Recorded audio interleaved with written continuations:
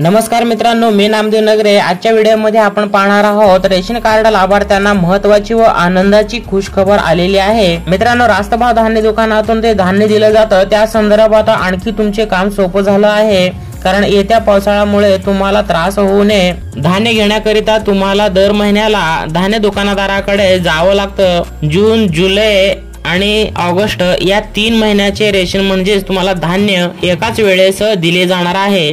या संदर्भात शासनाने निर्णय देखील घेतले आहेत। यालाच लागून शासनाकडून प्रेस नोट देखील काढण्यात आलेली आहे।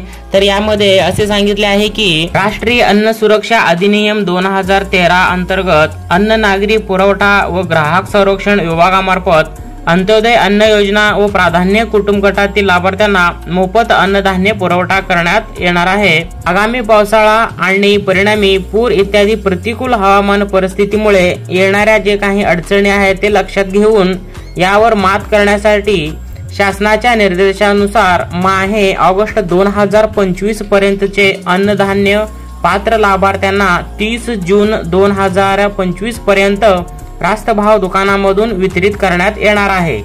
अंत्योदय अन्न योजना व प्राधान्य कुटुंब गटातील पात्र लाभार्थ्यांना ऑगस्ट 2025 पर्यंतचे अन्नधान्य तातडीने वितरित करण्याबाबत क्षेत्रीय यंत्रणेस सूचना देखील देण्यात आलेल्या आहेत। त्यालाच अनुसरून सुलभ वितरणाच्या दृष्टीने आवश्यक उपाययोजना करण्यात येत आहेत।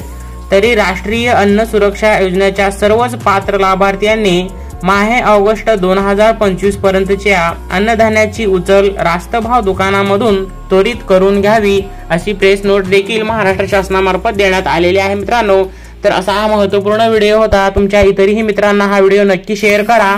भेटूया पुन्हा एखाद्या नवीन व्हिडिओत। तत्पूर्वी जय हिंद, जय महाराष्ट्र।